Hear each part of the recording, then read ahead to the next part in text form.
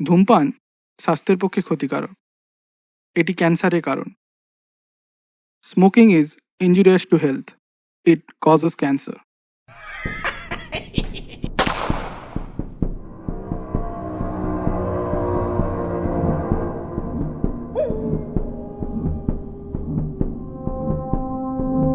গপ্পের গাড়ি।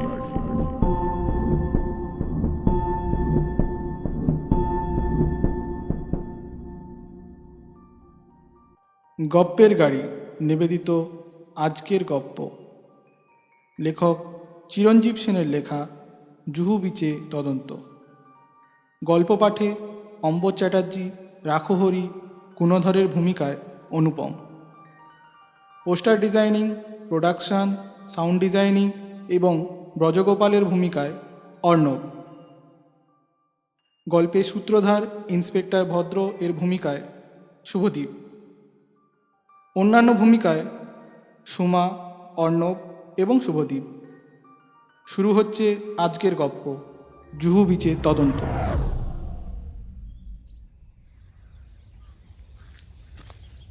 সকালে ঘুম থেকে উঠে বাগানে একটু পায়চারি করে যখন কেয়ারি করা রঙ্গন গাছগুলোর পাশে এসে দাঁড়িয়েছি, ঠিক তখনই রাখহরি এসে খবরের কাগজটা হাতে দিল।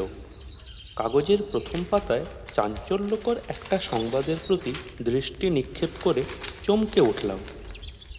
এক অদ্ভুত প্রতারণার খবর। রাখহরি বলল, আপনার চা কি এখানে নিয়ে আসবো? আমি রাখহরির মুখের দিকে একটুক্ষণ স্থিরভাবে চেয়ে থেকে বললাম, না থাক, আমি ভেতরে যাচ্ছি। বলে ঘরে এসে ডায়াল ঘুরিয়ে ফোন করলাম।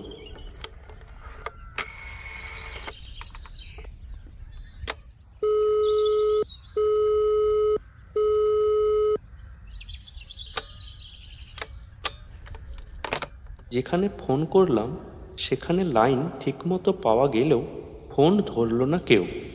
অর্থাৎ সোনালি অ্যাপার্টমেন্টের ওই ঘরটিতে এখন কেউ নেই। ফোন নামিয়ে রেখে আমি যখন ইজি চেয়ারটায় গা এলিয়ে খবরের বিষয়বস্তুর ওপর মন রেখেছি, রাখহরি তখন চা নিয়ে এলো, সঙ্গে দুটো বিস্কুট। আমি বিস্কুট খেয়ে চায়ে চুমুক দিলাম। যে খবরটা আমাকে ভাবিয়ে তুলেছে তা এই রকম। গতকাল দুপুরে বউবাজার অঞ্চলে একটি গয়নার দোকানে অভিনব কায়দায় প্রতারণা করা হয়েছে। দুপুর 1টা নাগাদ এক দম্পতি দোকানে এসে লক্ষাধিক টাকার গয়না কেনেন। তারপর সেল ট্যাক্স ফাঁকি দেওয়ার জন্য রসিদ না নিয়েই চলে যান। দোকানদারও টাকা গুনে সিন্দুক ভর্তি করে খদ্দেরকে বিদায় দেন। এই রকম খদ্দের যে প্রথম তা নয়, মাঝে মধ্যেই এমন 2-1 আসেন। সম্পত্তি কেনাবেচার ব্যাপারেও এই রকম ফাঁকিবাজি চলে। 3 লাখ টাকার সম্পত্তিকে 2 লাখ টাকা দেখিয়ে দলিল করা হয়। এতে অনেক টাকার স্ট্যাম্প পেপার বেঁচে যায়। সে যাক, রহস্য ঘনালো এর পরেই। ওই দম্পতি গয়না নিয়ে চলে যাওয়ার পরই আরও 2জন খদ্দের আসেন। এক্ষেত্রেও একজন পুরুষ, অন্যজন মহিলা। তাঁরাও ওই একই দামের গয়না কিনে রসিদ নিয়ে যখন উঠে আসতে যান, নাটক তখনই জমে। দোকানদার বিনীতভাবে বলেন, আমার টাকাটা? দম্পতি বলেন, টাকা টাকা তো আপনাকে দিয়ে দিয়েছি। দোকানদারের চোখ কপালে উঠে যায়। সে কি মশাই, কখন আমাকে টাকা দিলেন? দম্পতি শুরু করেন চেঁচামেচি। ঠক, জোচ্চোর, মিথ্যেবাদী। সে এক মহা কেলেঙ্কারি। খদ্দের ও দোকানদারের চেঁচামেচিতে লোকজন জড়ো হয়ে যায়। পুলিশ আসে। পুলিশ এসে দম্পতিকে বলে, আপনারা যে টাকাটা দিয়েছেন তার কোনো প্রমাণ আছে? দম্পতি বলেন, আছে বই কি, প্রতিটি নোটের নাম্বার আমার কাছে নোট করা আছে। এই দেখুন। পুলিশ তখন দোকানদারের সিন্দুক খুলিয়ে টাকা বের করে নোটের নম্বর মিলিয়ে দেখে।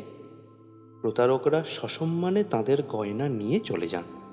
আর দোকানদার মাথা হেঁট করে বসে থেকে জনসাধারণের ধিক্কার এবং বিদ্রুপাত্মক বাক্যবাণ হজম করতে থাকেন।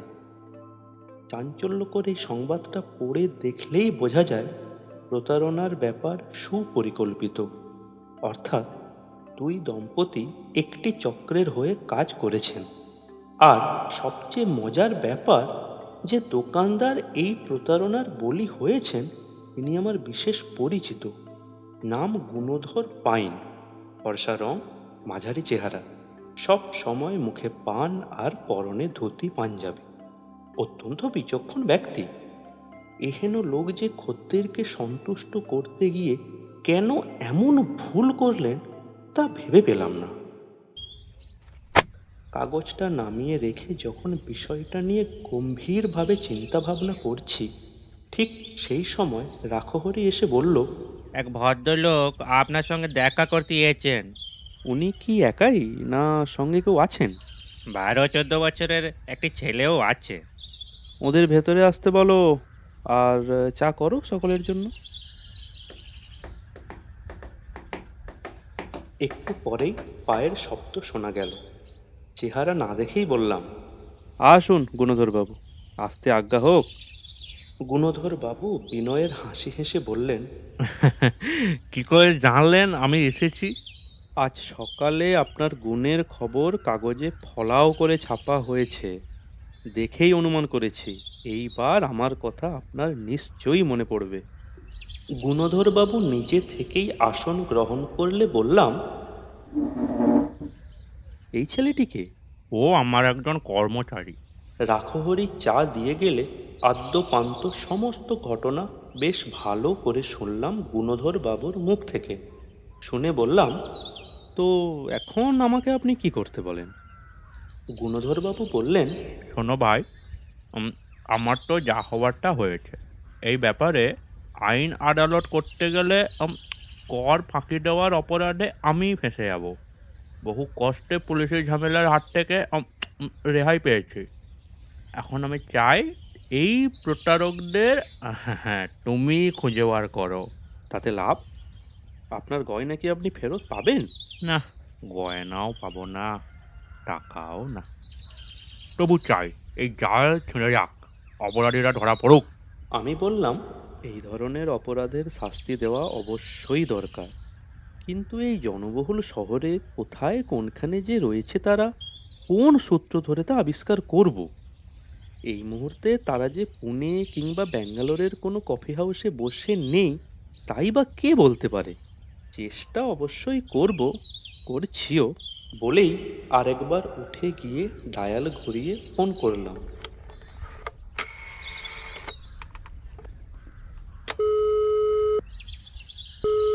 হ্যালো, ইন্সপেক্টর ভদ্র, আমি অম্বর বলছি, অম্বর চ্যাটার্জি। হ্যাঁ বলুন, কি ব্যাপার? আরে একটু আগে আপনার অ্যাপার্টমেন্টে ফোন করেছিলাম। আমি মার্কেটিংয়ে গিয়েছিলাম। আপনার ঘরে কেউ নেই? ফোন ধরলো না কেন? জানেন তো আমি ব্যাচেলার মানুষ, আর কাজের লোকটির আন্তরিক দেখা দেওয়ায় তাকে বাড়ি পাঠিয়ে দিয়েছি। বেশ করেছেন। একটা ব্যাপারে আমি আপনার একটু হেল্প চাইছি। কাল বড় বাজারে একটা গয়নার দোকানে। লাইনটা হঠাৎই কেটে গেল। আমি গুণধরবাবুকে বললাম, আপনার কি গাড়ি আছে? গাড়ি নিয়েই এসেছি তো আমি। তাহলে ড্রাইভারকে বলুন একবার সোনালী অ্যাপার্টমেন্টে আমাদেরকে নিয়ে যেতে। এটা কোথায়? কোলার স্বর্ণখনির কাছে নয়, এই কলকাতার মধ্যেই। রাখহরিকে আজকের জন্য একটু মাংস ভাত করে রাখতে বলে গুণধর বাবুকে নিয়ে সোনালী অ্যাপার্টমেন্টে এলাম। ইন্সপেক্টর ডি কে ভদ্র একজন সুদর্শন যুবক। পুলিশের চাকরিতে ওর মতো ভদ্র যুবকের সত্যি প্রয়োজন। খুব শান্ত প্রকৃতির, কিন্তু রাগলে ভীষণ। আমরা যেতে সাদর অভ্যর্থনা করে বসালেন আমাদের। তারপর ধীরে সুস্থে গুণধর বাবুর মুখ থেকে সব কিছু শুনে বললেন, দেখুন, কেঁচো খুঁড়তে গিয়ে সাপ না বের হয়। তবে কলকাতা শহরের বুকে দিনে দুপুরে এই রকম প্রতারণা সত্যিই নজিরবিহীন। এখন আমাকে কি করতে হবে বলুন? গুণধরের হয়ে আমিই বললাম, দেখুন, কেসটা যেরকম তাতে দোকানদারকে যে ব্ল্যাকমেল করা হচ্ছে এটা কি আপনি বুঝতে পারেননি? ওই দম্পতিকে চলে যাওয়ার সুযোগ না দিয়ে আপনি যদি ওদের জেরা করতেন, এত টাকা কোত্থেকে পেলেন সে কথা জানতে চাইতেন, বা ওদের পেছনে ধাওয়া করে ডেরাটা দেখে আসতেন, তাহলে কিন্তু হাতে নাতে ধরা পড়তো চক্রটা। ভদ্র কিছুক্ষণ চুপ করে থেকে বললেন, এই কথাটা যে আমারও মনে হয়নি তা নয়, এবং এই ভুলটা যে মারাত্মক তা আমিও স্বীকার করছি। কিন্তু মুশকিল হলো গুণধরবাবু তখন চোখ মুখের ভাব এমন করলেন যে মনে হয়েছিল উনিই আসল খদ্দেরকে ব্ল্যাকমেল করতে চাইছিলেন। তাই ওকেই ভর্ৎসনা করছিলাম, ইতিমধ্যে পাখি ফোড়ত। আমি গুণধরবাবুকে বললাম, ওই দম্পতি দুজনকে এর আগে আপনি আর কখনো দেখেছিলেন? হতাশ গুণধরবাবু বললেন, না ভাই, মনে তো পড়ছে না। গুণধরবাবুর সঙ্গে যে ছেলেটি ছিল তাকে প্রশ্ন করলাম এবার, তোমার নাম কি ভাই? আমার নাম নন্দ। তোমার বাড়ি কোথায়?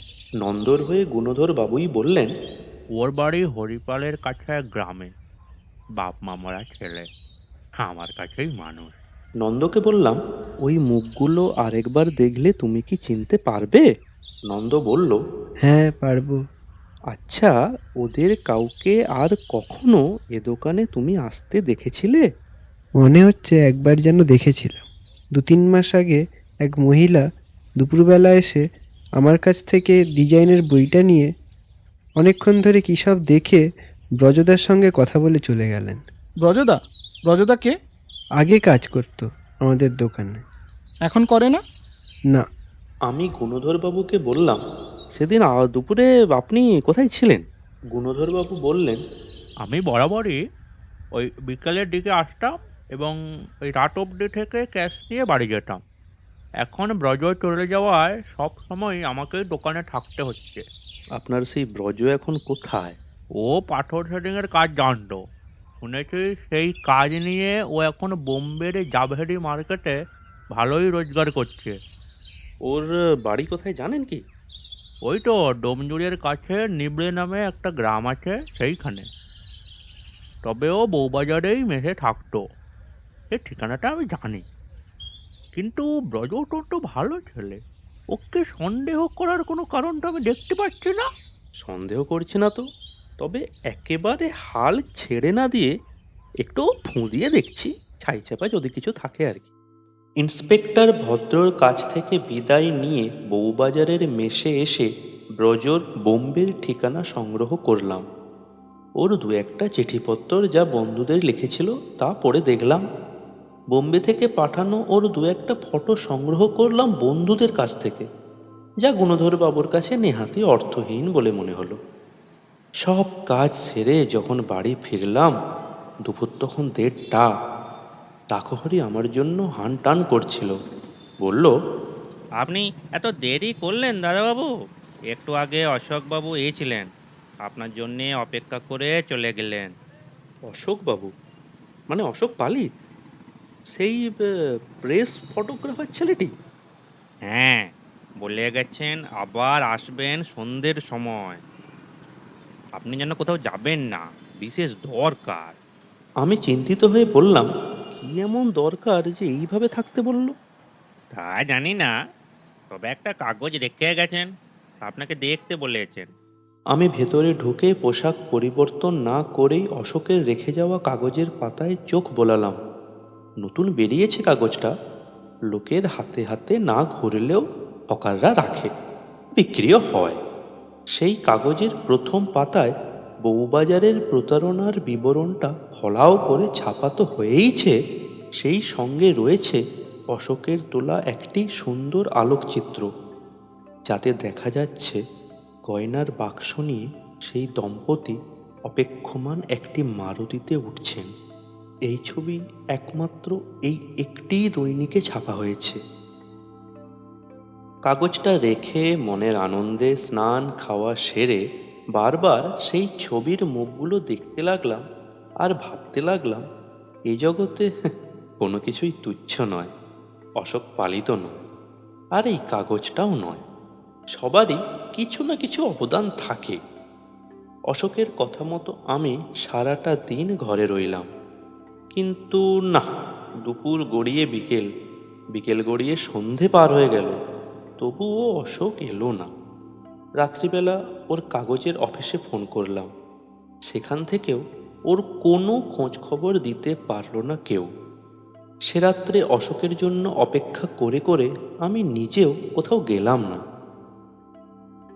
পরদিন সকালের কাগজেই খবরটা পেলাম, অশোকের মৃতদেহ মধ্যরাত্রে কে বা কারা যেন ওদের অফিসের সামনের রাস্তার ওপর শুইয়ে রেখে গেছে।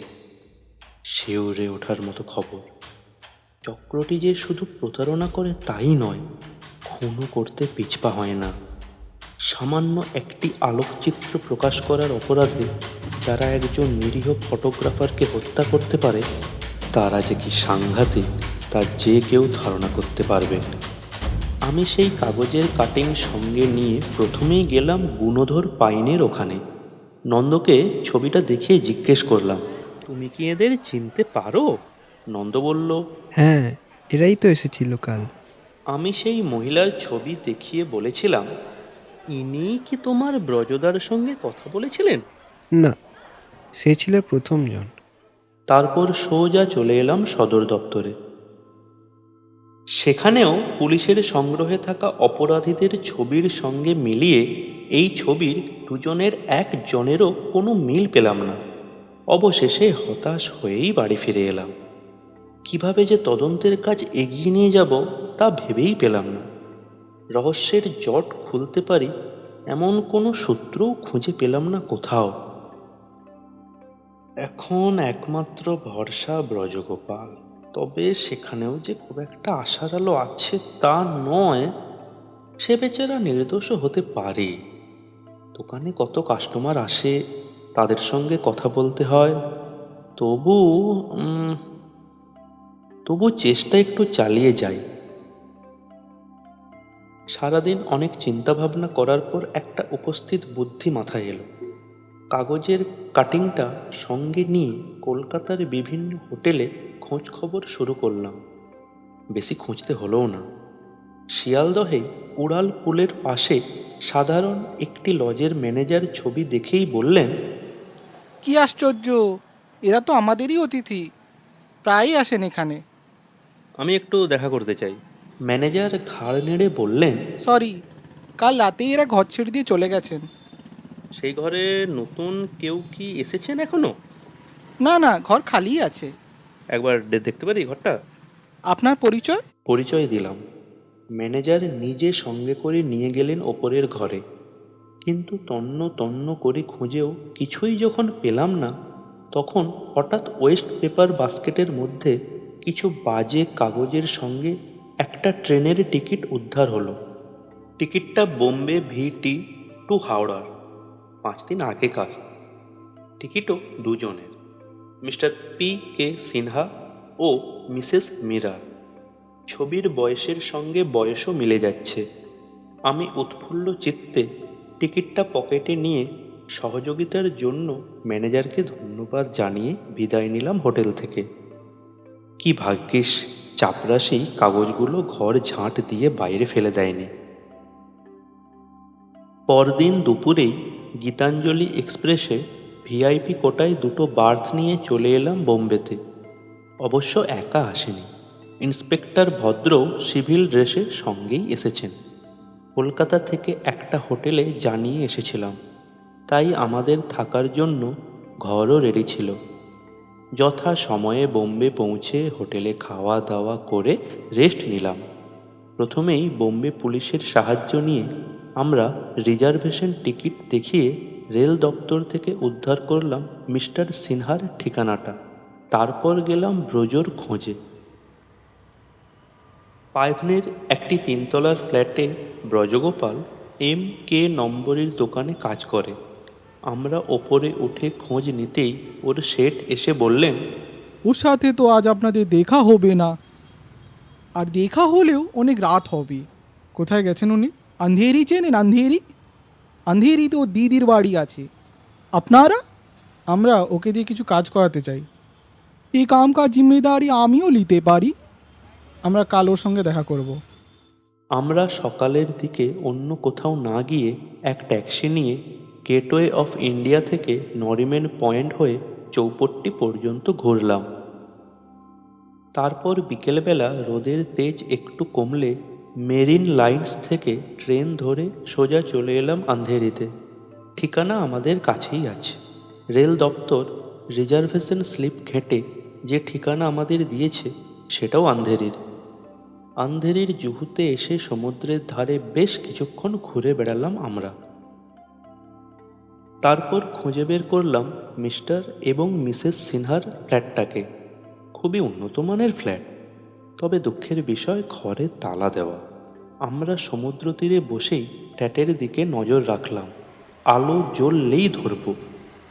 এখানে জুহু বিচে এখন টুরিস্টের মেলা। বোম্বাইয়ের চৌপট্টির থেকেও এখানটা আরও আকর্ষক, লোভনীয়। অনেক রাত পর্যন্ত এখানে মানুষের মেলা বসে থাকে। এই শহর দিনে রাতেও ঘুমোয় না। হঠাৎ এক সময় একজনের দিকে নজর পড়ল আমার। ফ্রেঞ্চ কাট দাঁড়ির এক যুবক সমুদ্রের দিকে মুখ করে বারবার সিগারেট ধরাতে গিয়ে ব্যর্থ হচ্ছে।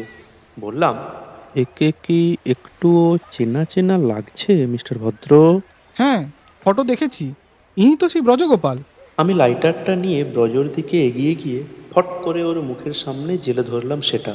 ব্রজ প্রথমে একটু চমকে উঠল, তারপর সিগারেট ধরিয়ে বলল,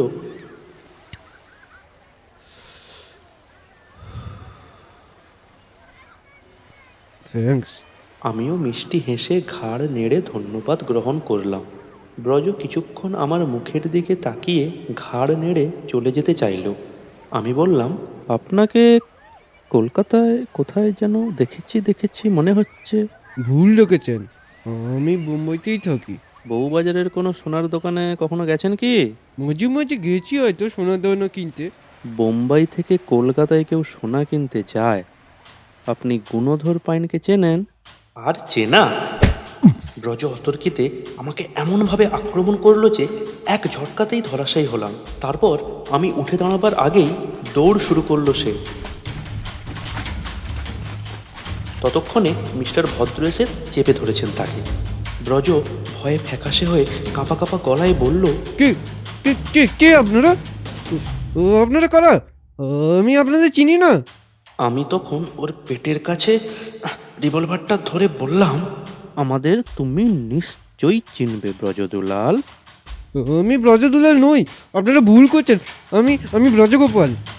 এখানে কোথায় এসেছিলে? হ্যাঁ, দিদির বাড়ি? আমার কোনো দিদি টিদি নেই। আমি খবরের কাগজের কাটিংটা ওর দিকে মেলে ধরে বললাম, এদের তুমি চেনো? এটা কারা? এখানকার সাউথ পয়েন্টে ব্লকে 5th ফ্লোরে কারা থাকে? ব্রজ দুহাতে মুখ ঢেকে কেঁদে ফেলল। বলল,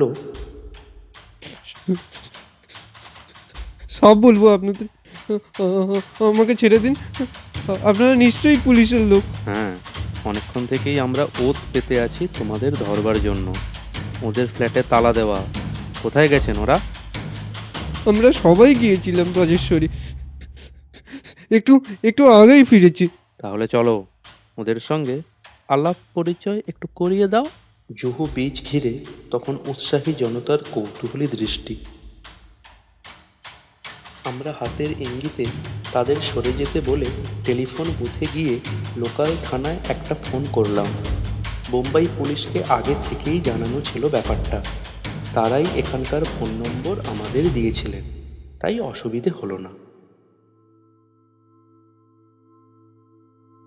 আমরা ব্রজকে সঙ্গে নিয়ে মিস্টার অ্যান্ড মিসেস সিনহার ফ্ল্যাটে যখন পৌঁছালাম, তখন আমাদের দেখেই ভূত দেখার মতো চমকে উঠলেন তাঁরা। আমাদের দুজনের হাতে রিভলভার আর ব্রজগোপালের অবস্থাটা দেখেই ব্যাপারটা কী যে হতে চলেছে তা অনুমান করতে পারলেন।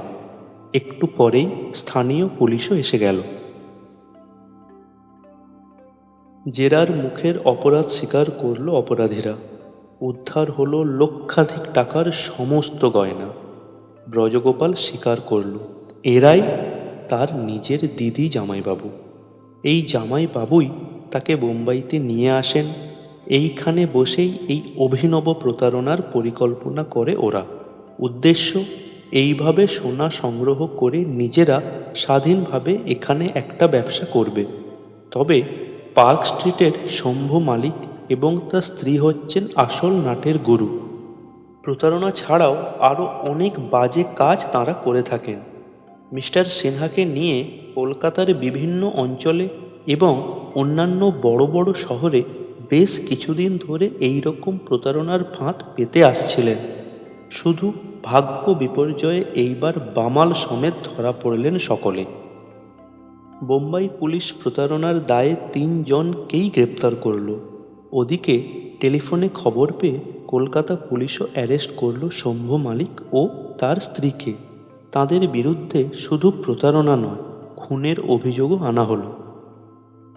আমরা গুণধরবাবুকে পরদিন বিমান যোগে বোম্বাই আসতে বলে ভিটিতে ফিরে এলাম। এখন পূর্ণ বিশ্রাম। কাল গুণধরবাবু এলে ওর হাতে গয়নার বাক্স তুলে দিয়ে ভাবছি, গোয়াটা একবার ঘুরেই যাব। শুনলেন আজকের গল্প জুহু বিচে তদন্ত। গল্পটা কেমন লাগলো আমাদের কমেন্ট করে জানান। ভালো লাগলে লাইক করুন এবং চ্যানেলটিকে সাবস্ক্রাইব করুন। Thank you.